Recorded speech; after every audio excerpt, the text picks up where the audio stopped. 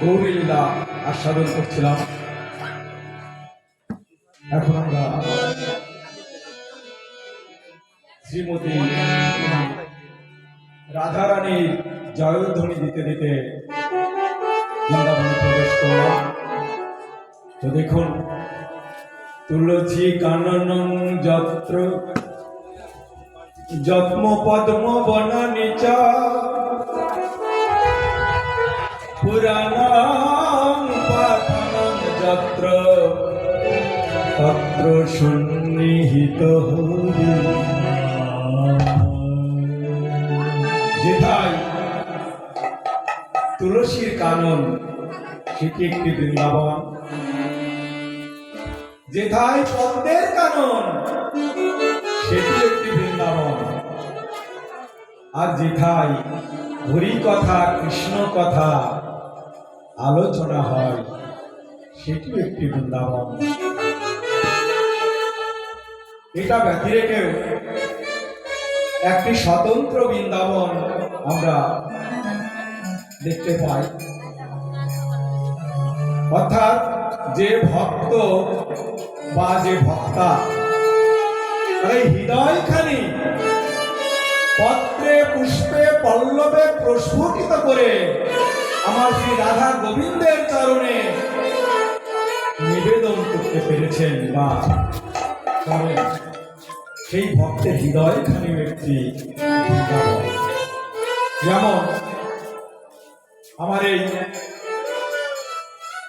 মেশামশাই বুদ্ধিশ্বর বিশ্বাস, তিনি দেখুন না, তীর্থে কিন্তু বহুত মানুষ যায়। আমরা নিত্যই দেখছি এখান থেকে গাড়ি ছাড়ে, ওখান থেকে গাড়ি ছাড়ে, সবাই তীর্থে যায়।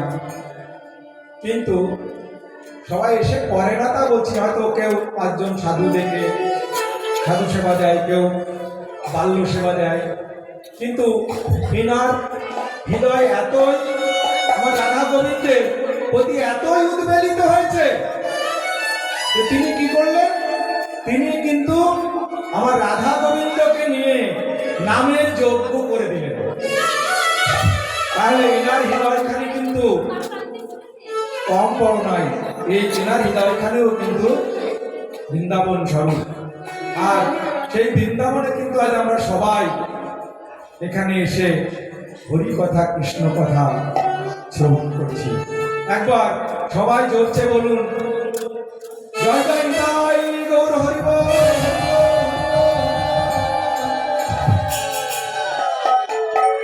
মায়েরা মাঝে মধ্যে একটু উলুধ্বনি দেবেন।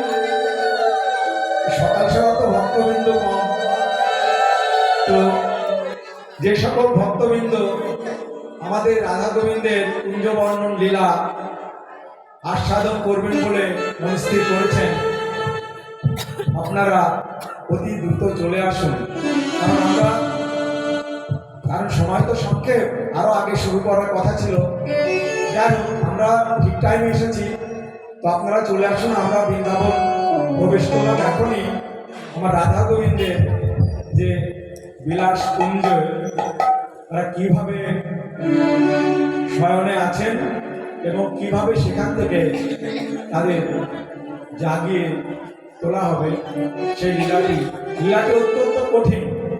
আমি বেশি আন কথাই যাব না, লীলার মধ্য দিয়েই যেটুকু কথা আছে সেটুকু, যেহেতু এটা আমার একটা কলিগের বাড়ি আর কি, ও যে স্কুলে চাকরি করে, আমি ওই স্কুলের শিক্ষক, পরিচয় দিতে নেই, তবু বললাম যে এখানে ফাঁকি চলে না, ফাঁকি কোথাও দিই না, যেখানেই যাই সম্পূর্ণটা করার চেষ্টা করি, এইটুকু আশা নেই। কারণ এটা আমার পেশা নয়, সব বলতে পারেন, শখে আসি। তো আমি সেই জন্য আন কথায় না গিয়ে একদম লীলার মধ্য দিয়ে যেটুকু আছে সেইটুকু আপনারা একটু মনোযোগ দিলে বুঝতে পারবেন। জয় রাধে জয় রাধে জয় রাধে। দেখুন, সারা নিশি রাসমঞ্চে নৃত্য প্রাণ গোবিন্দ আমার সারা নিশি রাসমঞ্চে ব্রজ গোপীদের নিয়ে তিনি সারা নিশি নৃত্য করে আজ কুঞ্জের মধ্যে শয়নে আছেন। এদিকে নিশি কিন্তু আর নাই, কারণ সময়ের কাজ তো সময় করবে। পূর্ব আকাশে অরুণ উদয় হতে চলেছে। সখীগণের মনে সংখ্যা যে যদি নিশি ভোর হয়ে যায় তাহলে এই যে রাধা গোবিন্দ শয়নে আছেন এটা যদি সবাই জানাজানি হয়ে যায় তাহলে লোকে পাঁচ কথা বলবে। কিন্তু ওই সখীগণ ওই কুঞ্জের গবাক্ষ দিয়ে এরকম ভাবে চেয়ে চেয়ে দেখছে যে কত সুখে প্রাণ গোবিন্দ এবং শ্রীমতী শয়নে আছেন। এক রন্ধতে ললিতা দেখছেন, এক রন্ধতে বিশাখা দেখছেন, চিত্রা দেখছেন, চম্পকলতা দেখছেন, ইন্দুরেখা দেখছেন, তুঙ্গবিদ্যা দেখছেন, সুদেবী দেখছেন, রঙ্গদেবী, এই অষ্ট সখীরা। কিন্তু কারো সাধ্য নাই, মানে এই যে এত মধুর, এত মধুর দর্শন আপনাদের সামনে এই সাক্ষাৎ রাধা গোবিন্দকে যদি একবার দেখো তাহলে কি নয়ন ছাড়ে? যদি কারো ভাগ্যে, কোনো ভক্তের ভাগ্যে যদি এরকম দৃশ্য একবার চোখে পড়ে, তাও শয়নে আছে, যদি এরকম পড়ে তা সে নয়ন কখনো ছাড়তে চায়? এই জন্যে এরা দেখছে আর এই প্রকৃতিকে বিভিন্নভাবে দোষারোপ করছে যে ঋষিটা একটু বড় হতে পারতো, বা সূর্য তুমি তাড়াতাড়ি কেন উদয় হচ্ছে, গত ঋষিটা কি খুব ছোট ছিল, এইরকম নানাবিধ মন্তব্য করছে। কিন্তু কেউ জাগিয়ে তুলছে না রাধা গোবিন্দ। দশ দশ দিশ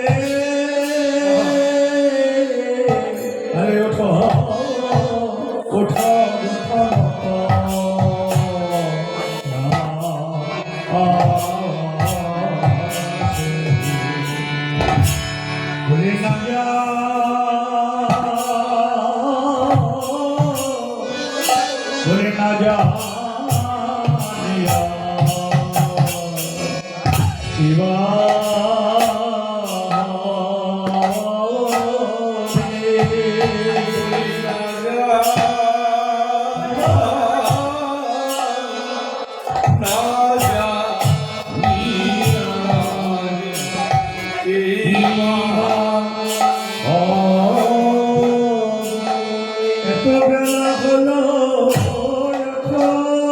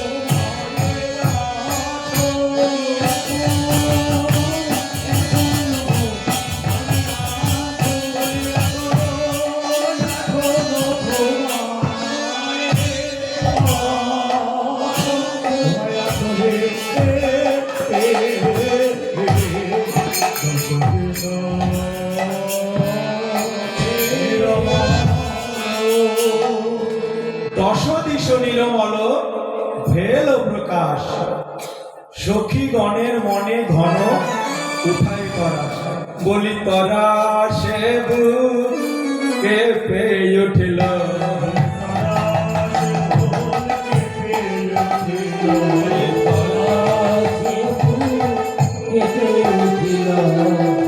আরে গগনে বেলা নাই রে, তরাসে বুকে পেয়ে উঠিল।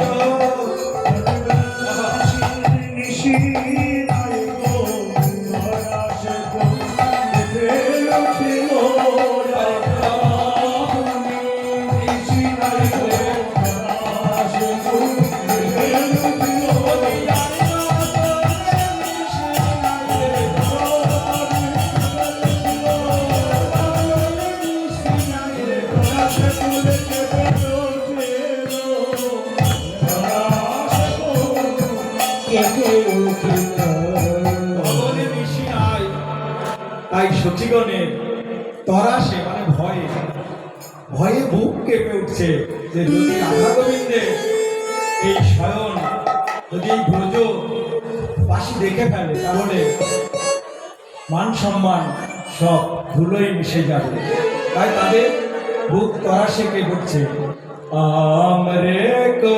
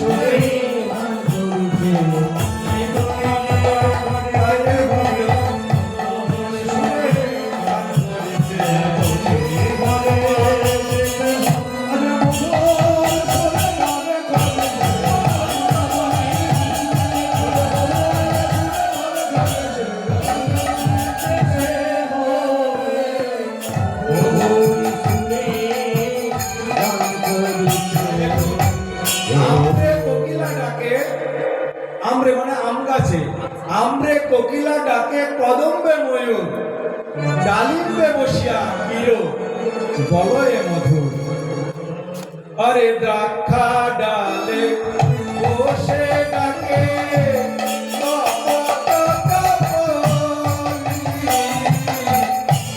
দ্রাক্ষা ডালে বসে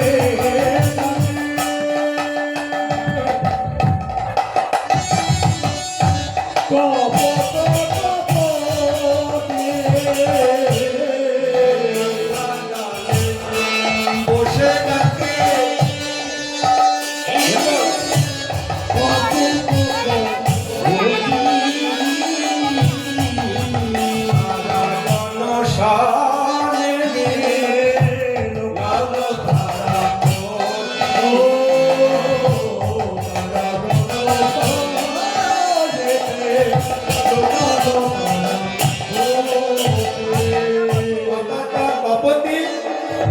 কপতি কপতিকে বলছে কপতি আমি জানতে এলাম কপতি তোমাদের রাধার কয়টি পতি আমি জানতে এলাম কপতি কপতি আমি জানতে এলাম কপতি তোমাদের রাধার কয়টি পতি দেখি ঘরে পতি আর বাইরে পতি তোমাদের রাধার কয়টি পতি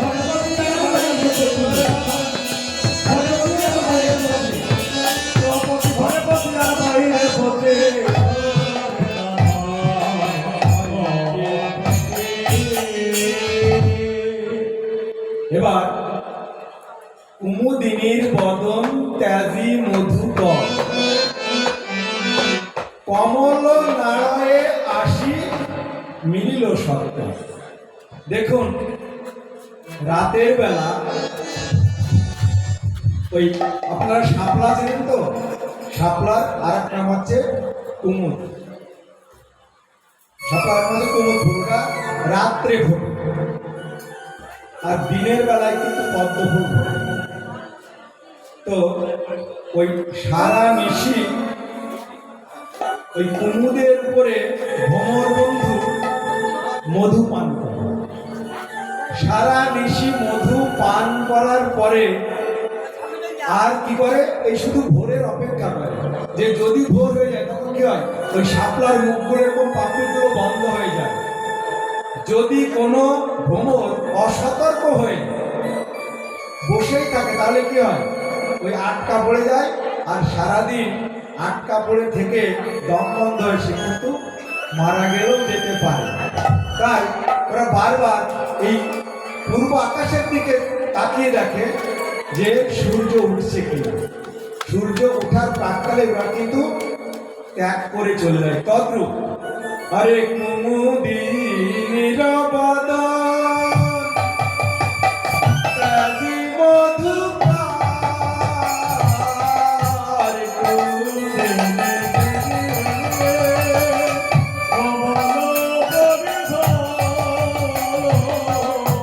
কমল নাড়য়ে আসি মিলিল সত্য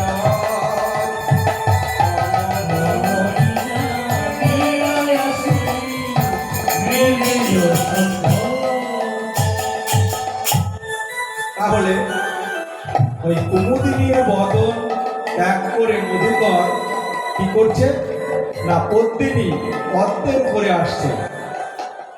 শাড়ি কহে দাঁড়ি জাগো, চলো নিজ ঘর, জাগো বসব হল নাহি মানবা।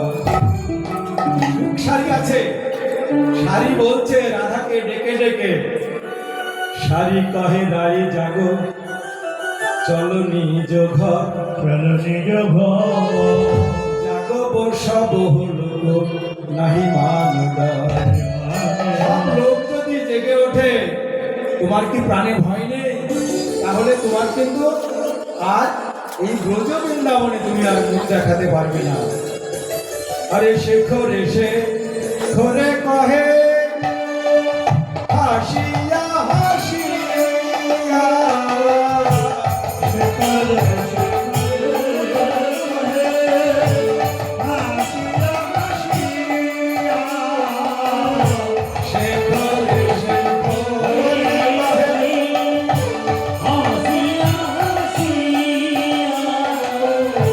হাসিয়া হাসিয়া, চোর হয়ে সাধু পাড়ায় রয়েছে শুকিয়া।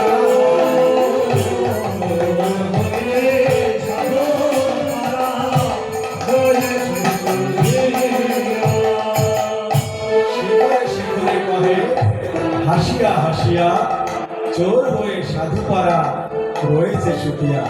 অর্থাৎ এখানে চোর বলতে কৃষ্ণকে বোঝাচ্ছেন, উনি বোঝের ননি চোরা। কিন্তু উনি কি শুধু ননি চোরায়?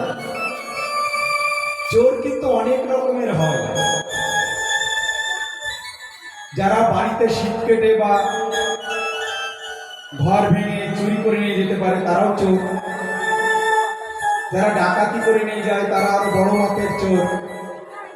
কিন্তু আমি বলবো, আমার এই প্রাণ গোবিন্দ ইনি কিন্তু যে সে চোর নয়। কেননা ইনি এই সুন্দর অধরে মধুর মুরলী দিয়ে এই জগবাসীর মন চুরি করেছে, তাই তিনি সব থেকে বড় চোর। এই জগতে কৃষ্ণ নামে যে আকর্ষণ, কৃষ্ণ নামে আমাদের আকর্ষণ করে, তাহলে আকর্ষণ মানে কি? আমার মনটাকে চুরি করে নিয়ে যায়। আমরা পথে চলতে চলতে কোনো সাধু মহন্ত দেখলে আমাদের ভালো লাগে, তাদের আমরা চরণে প্রণাম করি, আলাপ করি, কি তোমার কোথায় বাড়ি, কোথায় নিবাস। তাহলে এই যে তার প্রতি আমার ভালোবাসা জন্মে, মানে আমার চিত্ত তার প্রতি আকৃষ্ট হয়। তেমনি ভগবান শ্রীকৃষ্ণ তিনি এমন চোরা যে তার হাসিতে মধু, নয়নে জাদু বললেন, আর বাঁশিতে মোহিনী শক্তি। এবং ত্রিভঙ্গ ঠামে তিনি যখন ওই যমুনা পুলিনে, ধীর সমীর ওই যমুনা পুলিনে দাঁড়িয়ে অহরহ বংশীধ্বনি করে, সেই বংশীধ্বনি যদি কোনো ভাগ্যবান তার কর্ণে একবার শুনতে পায়, তাহলে এই জগৎ সংসার তার থাকে না, তার মন চুরি হয়ে যাবে। তাই পদকর্তা বলছে যে শেখরে শেখরে কয়ে, হাসিয়া হাসিয়া, চোর হয়ে সাধু পারা। অর্থাৎ চোর কিন্তু সাধুর বেশে হয়েছে। এটা কিন্তু সাধুর দর্শন। কারণ রাধা কৃষ্ণের যে প্রেম, এটা অকৈতব কৃষ্ণ প্রেম, যেন যমুনা দেব সেই প্রেম নিলোকে না হয়, যদি হয় যোগ, না হয় বিয়োগ, বিয়োগ হলে কহুনা জীবন। অকৈতব কৃষ্ণ প্রেম, সেই প্রেমের মধ্যে কোনো মলিনতা নেই, কোনো খাদ নেই। সাধুর প্রেমের মধ্যেও কিন্তু এরকম কোনো খাদ নেই। এই জন্যে চোর কিন্তু সাধুর মতো শুয়ে আছে। যারা গুরু গৃহের মানুষ এখানে আপনারা আছেন, নিশ্চয় বুঝেছেন যে সাধু আর চোর, যারা ভক্ত সঙ্গ করেন, যারা যেগুলো চরমাশ্রয় করে সঙ্গ করেন, তারা কিন্তু একদিকে যেমন চোর, অন্যদিকে তেমন সাধু। এই জন্যই প্রথমে অকৃতব কৃষ্ণ প্রেম, যেন যমুনা দেব সেই প্রেম নিলোকে না হয়, যদি হয় যোগ, না হয় বিয়োগ, বিয়ে করে তাই দেখুন অব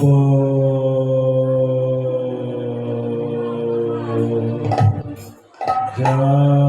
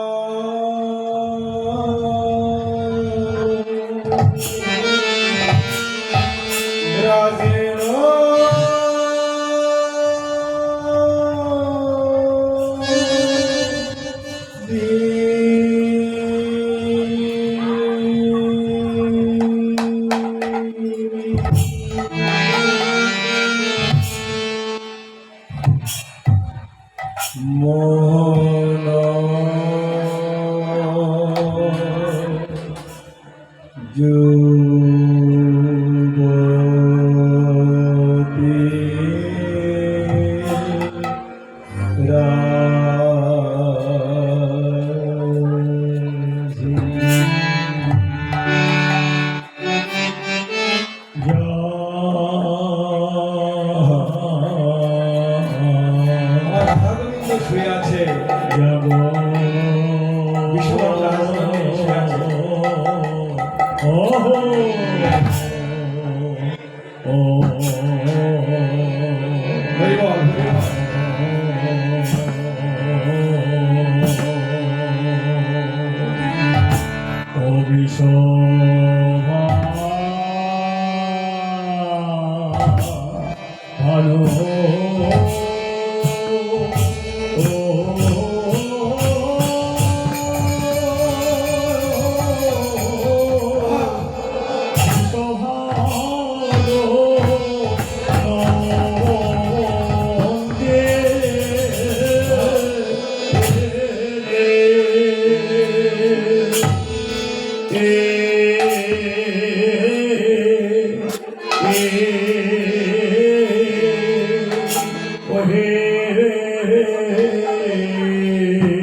হরি বল ভালো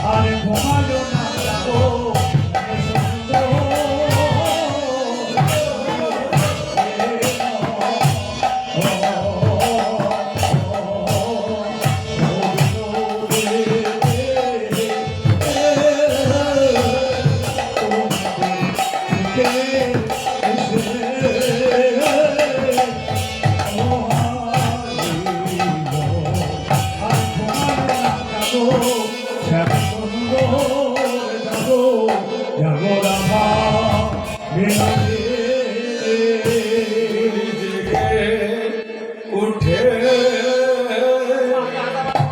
একেবারে জাগ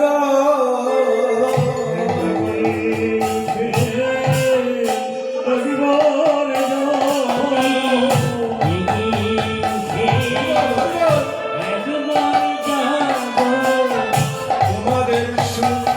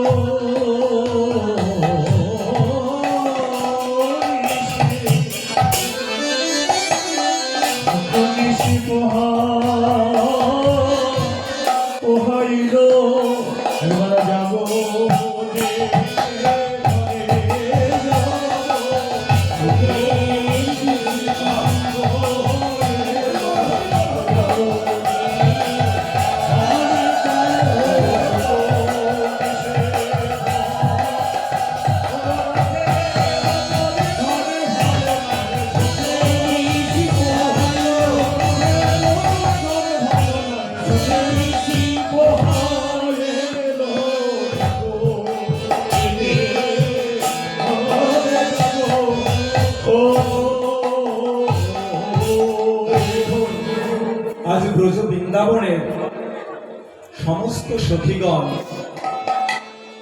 সমস্ত পশু পাখি, তারা সবাই ভয় তটস্থ। তারা বলছে জাগো বিশ্বভানু রাজনন্দিনী মূরতি যুবরাজ। কেন? আর গগনে নিশি নাই। ওই যে পূর্ব গগনে অরুণের উদয় হতে চলেছে। আমাদের কিন্তু এই মানব জীবনে জেগে ওঠার সময় প্রতিনিয়ত কিন্তু হয়ে যাচ্ছে। একটা দিন গত হয় আমাদের জেগে ওঠা, ভাবি আজ না কাল জাগবো, কাল না পরশু জাগবো, এই আছি ভালো আছি, কদিন পরে করব, কিন্তু জেগে ওঠার হয় না। যদি জেগে ওঠা না হয় তাহলে এই মানব জন্মের কোনো সার্থকতা নেই। যার জন্যেই জগতে আসা, তার স্মরণে যদি আমার চিত্ত জেগে না ওঠে তাহলে এই জগতে আসার না আসা সমান।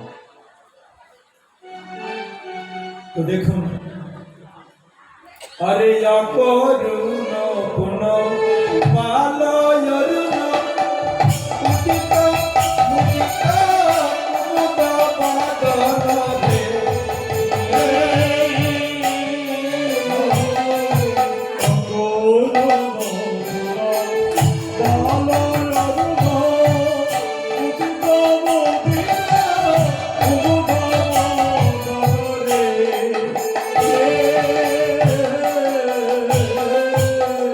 চমকে চুম্বি চুঞ্চুরি পদু মিনিক সদন সাজে।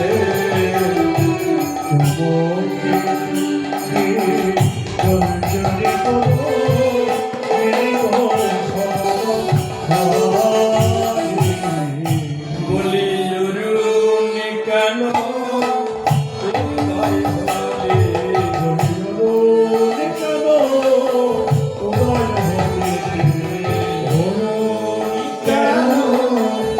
উদয় হলে, বলি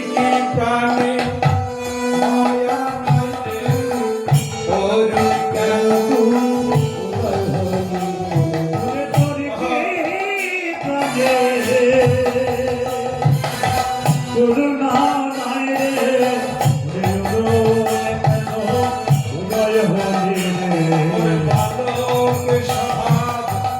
আরে গেল না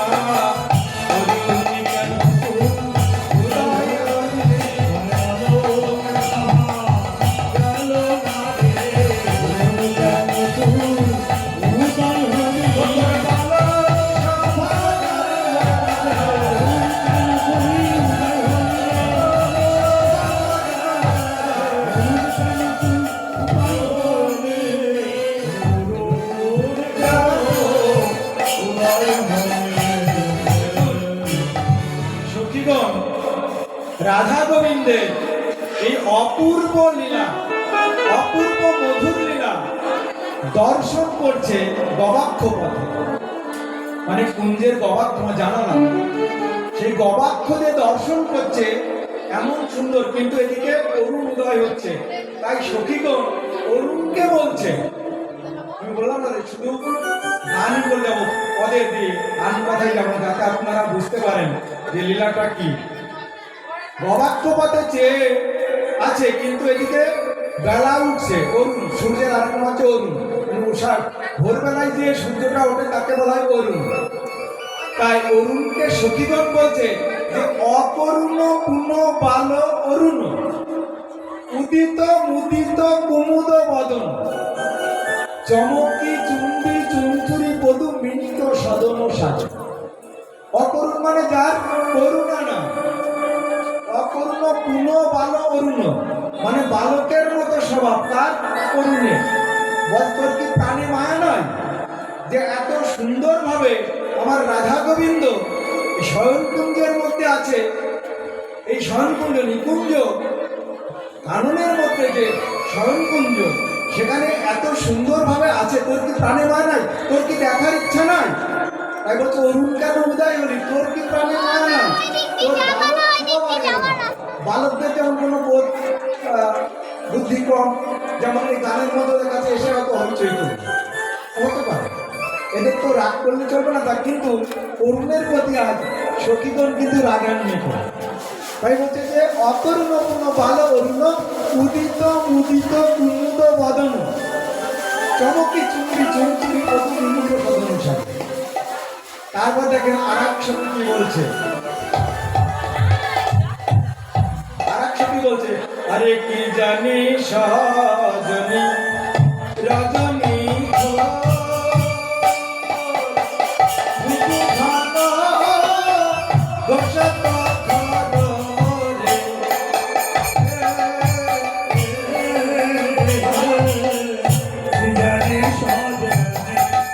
রজনী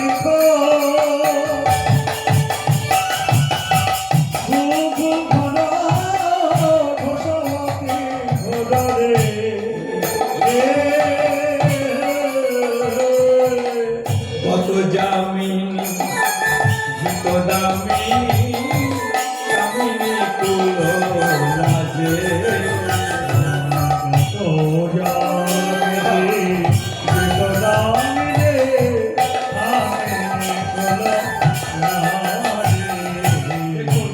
কত সুন্দর ব্রজবাসীরা এত সুন্দরভাবে পদকর্তা বলছেন যে কি জানি সজনী। একজন সখী আর একজন সখীর গলা ধরে বলছে যে কি জানি সজনী রজনী থোর, থোর মানে খুব ছোট, কি জানি সজনী রজনী থোর। এদিকে ভুকু ঘন ঘোষত ঘোর বলছে মনে হয় আজকের নিষ্ঠা খুব ছোট ছিল, দেখ কেমন ভাবে ঘুঘু ডাকছে। তাই বলছে কি জানি সজনী রজনী থোর ঘুঘু ঘন ঘোষত ঘোর গত জামিনী জিত দামিনী কামিনী কুলো লাগে। তাহলে গত জামিনী মানে যেমন আজকে রাতটা চলে গেল, গত জামিনী, জামিনী মানে রাত, গত জামিনী জিত দামিনী। দেখুন প্রত্যেকটা শব্দের অর্থ কিন্তু খুব সুন্দর। গত জামিনী জিত দামিনী, শুধু পদ গিয়ে গেলে কিন্তু আপনারা বুঝতে পারবেন না, যদি পদের ব্যাখ্যাটা করে দেওয়া হয়।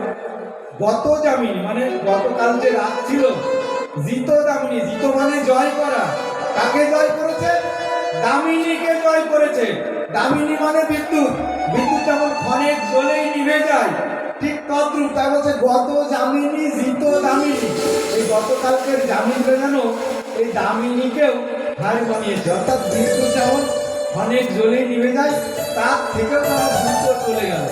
তাই এই রজনী যেই না চলে যাচ্ছে, আর এই ব্রজের কুলবধূরা যারা তারা আপন পতির কোলে সবাই শুয়েছিল, তারা লজ্জায় পড়ে যাবে। তাই তারা কি করলো, সেই ভোর হতে হতে সব উঠে আপন আপন কাজে কিন্তু তারা মস্ত। দেখো সবাই ব্রজবাসীগণ সবাই আপন আপন বাড়ির ওই সকালে উঠান ঝাড় দেয়, তাকে ইত্যাদি ইত্যাদি কাজে ছড়া ঝাড় দেয় ইত্যাদি এইসব কথা বলছে। গত জামিনী জিত দামিনী কামিনী গুলো লাগে। হ্যাঁ, আজকের নিশি এতই ছোট, আজকের নিশি এতই ছোট, এলো আর এই গেল, আজকের নিশি এতই ছোট, এলো তেমনি গেল, আজকের নিশি এতই ছোট।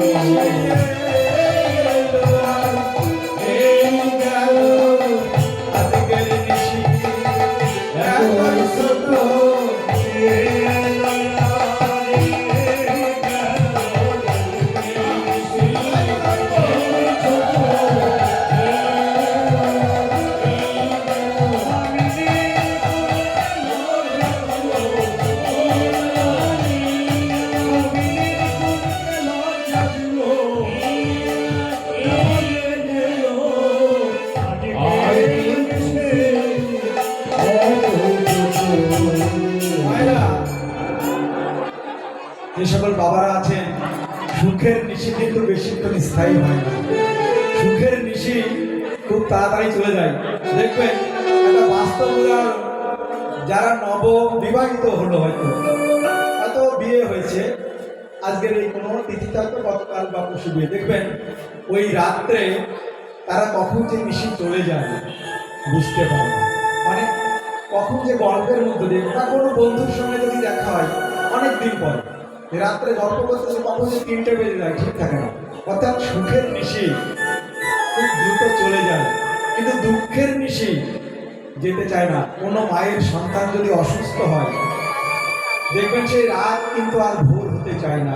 কখন রাত ভোর হবে সে মায়ের কিন্তু আর চোখে মানে পলক পড়ে না, কখন ভোর হবে কখন ভোর হবে। কিন্তু সুখের নিশি খুব তাড়াতাড়ি চলে যায়। এই জন্যেই পদকর্তা কিন্তু এইরকম লিখেছে যে গত যামিনী জিত দামিনী কামিনী তুলনা বুঝছেন। আরে ফুকারত হত শত আর যাদব সব হল তোরে।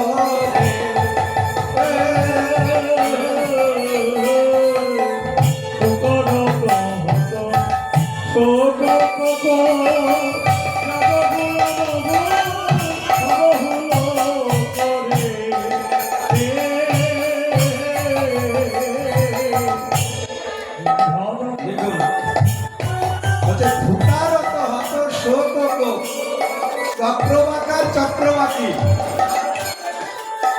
বিধাতার এমন নিয়ম।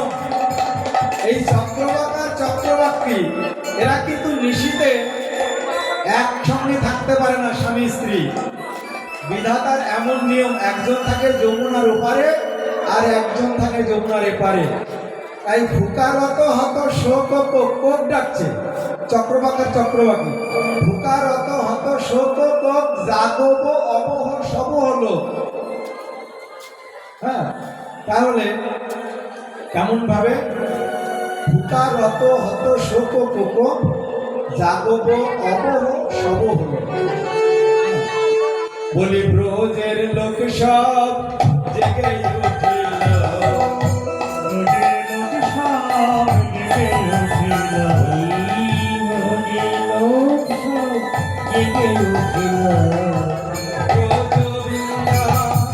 বনের মাঝে ব্রজের লোক সব জেগে উঠিল।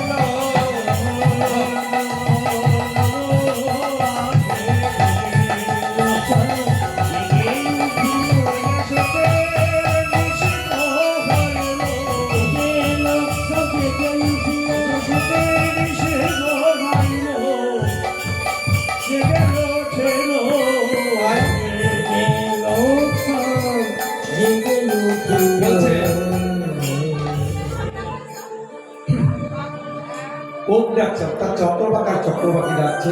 ফুকারত হত শোক কোক জাগব অবহ সব হলো। সুখ শারিক পিকু কাকলি নিধুবন ভরি গাজে।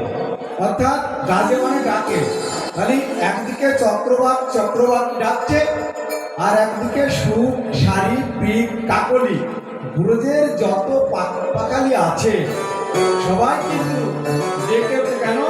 রাধা গোবিন্দ তো ঘুমিয়ে আছে, তাদের তো জাগাতে হবে। সবাই রাধা গোবিন্দ যে ব্রজবাসীর কাছে মন্দ হোক এটা কেউ চায় না। অর্থাৎ রাধা গোবিন্দের যারা ভক্ত, যারা গোবিন্দের ভক্ত, গৌর গোবিন্দের ভক্ত, তারা কোনো সাধুর প্রাণে আঘাত লাগুক এটা কেউ চায় না। এই জন্যে একদিকে সুখ শারিক পিকুটা করলে নিরুপম ভরিকাকে, ওদিকে চক্রবাকী ডাকছে আর এদিকে সুখ শারিক পিকুটা করে ডাকছে। তো এইভাবে সবাই কিন্তু বৃন্দাবনের মধ্যে রাধা গোবিন্দকে জাগানোর জন্য সবাই তৎপর হয়েছে। এবার দেখুন, এরা সবাই তো তৎপর হয়ে উঠেছে, কিন্তু আমার প্রাণ গোবিন্দ এই স্বয়ং বিলাসের মধ্যে কেমন ভাবে আছে, কেমন ভাবে আছে? আরে ললিত গলিত বসন সাজা মনি যুত মনি মনি বৃন্দাবন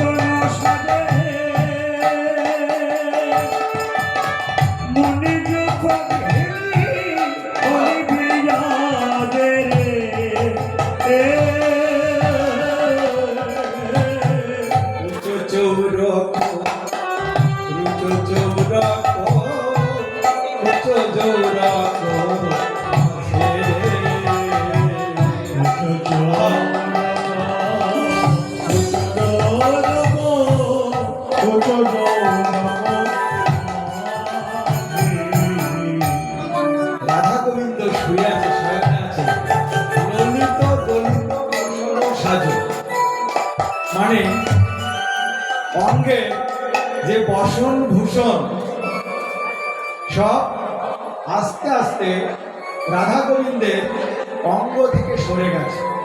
কেননা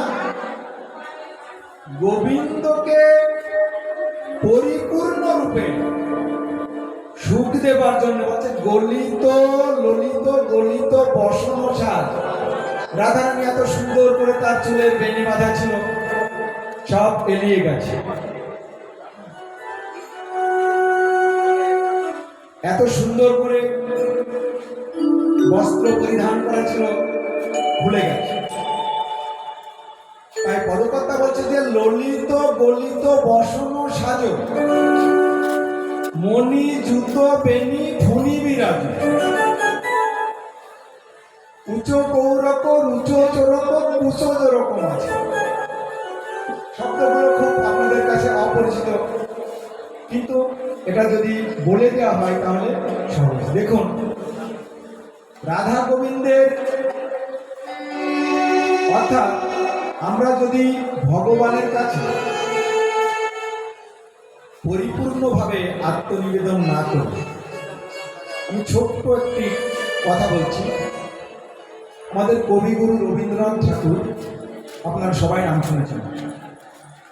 রবীন্দ্রনাথ ঠাকুরের একটা কবিতা আছে, সেই কবিতার নাম হচ্ছে কৃপণ। বুঝলেন কি মাতাজি উঠে যাচ্ছেন কেন? তো সেই কৃপণ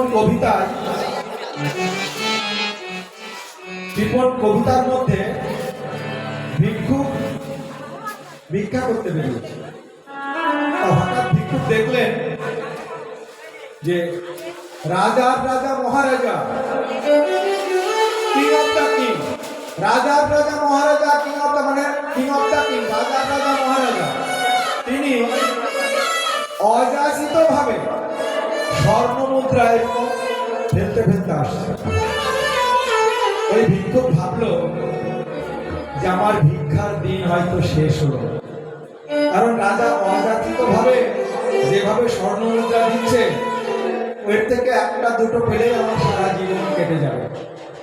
তাই ভিক্ষুক কি করলেন, সেই পথের পাশে গিয়ে দাঁড়ালেন। কিন্তু সেই রাজার রাজা, কিং অফ দ্য কিং, তিনি আসছেন গোল্ডেন চেইন, অর্থাৎ সোনার রথ, সোনার বিজয় সকালে আসছেন। তিনি কি করলেন, তিনি তার সেই বিজয় রথ থেকে নেমে ওই ভিক্ষুকের কাছে এসে হাত পাতলেন, বললেন আমায় কিছু ভিক্ষা দাও। বুঝেছেন, যিনি স্বর্ণ মুদ্রা দিতে দিতে আসছে, তিনি এসে ভিক্ষুকের কাছে বলছেন যে আমায় কিছু ভিক্ষা দাও। ভিক্ষুক এতই কৃপণ, কিন্তু এদিকে রাজার আদেশ, যদি ভিক্ষা না দেয় তাহলে গরদান যাবে। তাই ভিক্ষুক আস্তে আস্তে কি করলো, তার সেই ভিক্ষাবদ্ধ ঝুলির মধ্যে আস্তে আস্তে আস্তে আস্তে হাত দিয়ে সব থেকে যেটা ভাঙা ক্ষুদ্র চাল, সেটা রাজার হাতে দিল। দিয়ে আবার সারাদিন ভিক্ষা করে যখন তার কুঠিরের মধ্যে গিয়ে ওই ভিক্ষাটা ঢেলেছে, ভিক্ষার ঝুলিটা তখন উপর করে ঢেলেছে, দেখলো কি যে ওই ভিক্ষাবদ্ধ ঝুলির মধ্যে যেটুকু পরিমাণ চাল দিয়েছিল, ঠিক সেইটুকু পরিমাণ একটা সোনা চকচক করছে। তখন সেই ভিক্ষুক কিন্তু তিক্ততার কান্না কাঁদছে। কি বলছেন জানেন, যে আমায় কেন দিইনি তোমায় সকল শূন্য করে। আমি যদি তোমায় সকল শূন্য করে দিতাম, তাহলে আমার সবটাই সোনায় পরিণত হতো। এই জন্য গোবিন্দ সেবা যদি আপনারা করেন, আপনারা সম্পূর্ণ রূপে তার চরণে আত্মনিবেদন করবেন, না হলে কিন্তু সবটুকু সোনায় পরিণত হবে না। নিতাই গৌর হরি বল, নিতাই গৌর হরি বল। তো এই জন্যে গোবিন্দ সুখ দেবার জন্যে ওই কাপড় চোপড় সব সরে গেছে। এইবার রাধারানী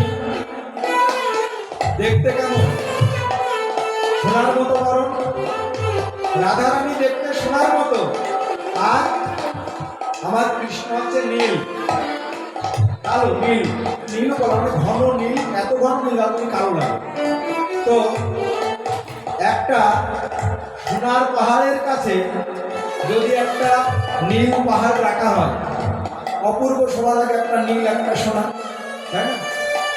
এই যে মায়ের শাড়িতে দেখেন, একদিকে নীল লাগছে একদিকে সোনালি, সুন্দর লাগছে। তেমনি রাধারানী আর আমার গোবিন্দ একে অন্যকে আষ্টে পৃষ্ঠে এমনভাবে জড়িয়ে ধরে আছে যে একটা স্বর্ণলতা যখন কোনো গাছে জড়িয়ে যায়, তখন কোন গাছে জড়ায়, কোনো অন্য গাছে দেখবেন যে লতা জড়িয়ে যায়, তাকে টেনেও খোলা যায় না।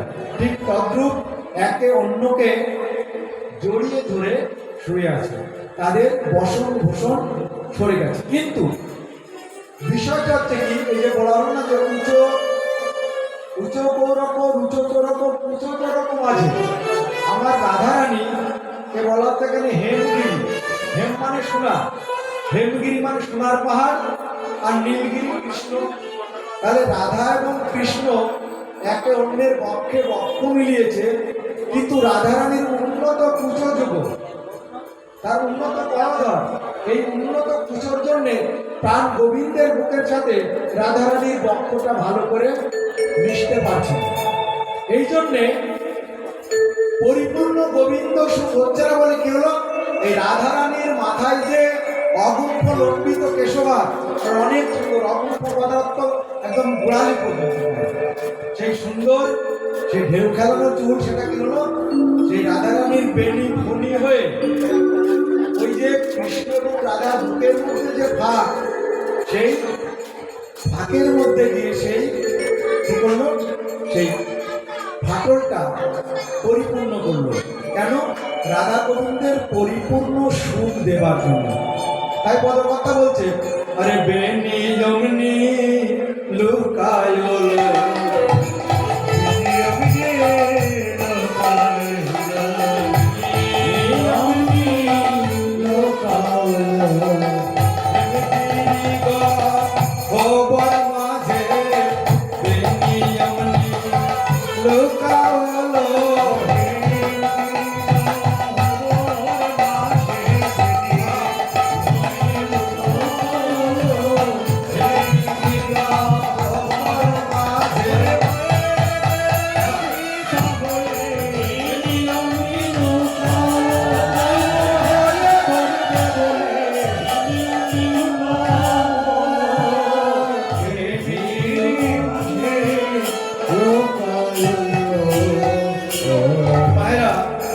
বোঝা যাচ্ছে তো?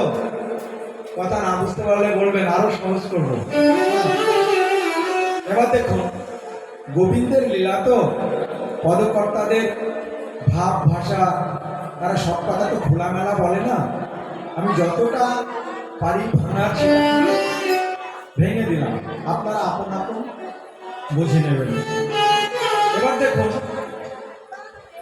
রাধা গোবিন্দ তাহলে বসন ভূষণ সরে গেছে, ওইভাবে তারা শয়নে আছে। এবার কি হচ্ছে, আরে তড়িত জড়িত জলদ ভাতি তোহে সুখে সুতি রহল মাতি রে,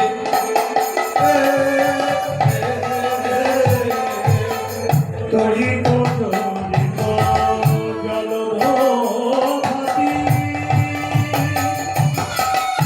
করে সুখে সুখে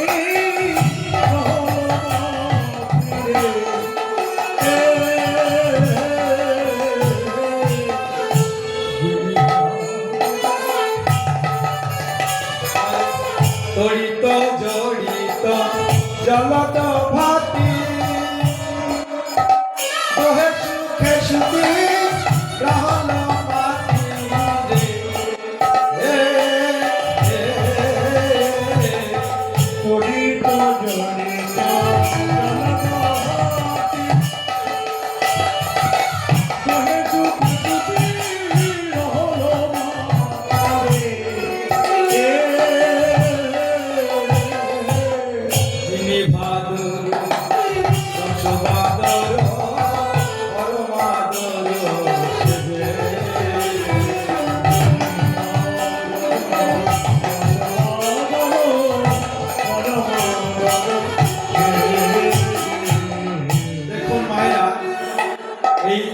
গোবিন্দের শয়নের বর্ণনা কত মধুর, মানে এর থেকে মধুর কোনো জিনিস, কোনো বস্তু পৃথিবীতে হয় না। এমন ভাবে তুলনা করছে, বলছে তড়িত জড়িত জলদ ভাতি। তড়িৎ মানে বিদ্যুৎ, জড়িত মানে জড়িয়ে থাকা, জলদ ভাতি, জলদ মানে মেঘ। তো মেঘের মধ্যে তো বিদ্যুৎ থাকে আমরা জানি, কিন্তু সে অনেক জলেই নিভে যায়। কিন্তু এখানে পদকর্তা বলছে যে তড়িত জড়িত জলদভাতি, বলছে যে গোবিন্দ যেন একখানা নব জলধর মেঘ, আর সেই মেঘখানাকে যেন একখানা স্থির বিদ্যুৎ একদম আষ্টে পৃষ্ঠে জড়িয়ে ধরে আছে। বুঝতে পারছেন যে একখানা মেঘকে বিদ্যুৎ যেন জড়িয়ে ধরে আছে, কখনো জড়িয়ে ধরে থাকে না, কিন্তু পদকর্তারা দেখাচ্ছেন যে একখানা স্থির বিদ্যুৎকে একদম যেন একখানা স্থির বিদ্যুৎ একখানা নব জলধর, অর্থাৎ এই আষাঢ় শ্রাবণ মাসে যে মেঘের ঘন ঘটা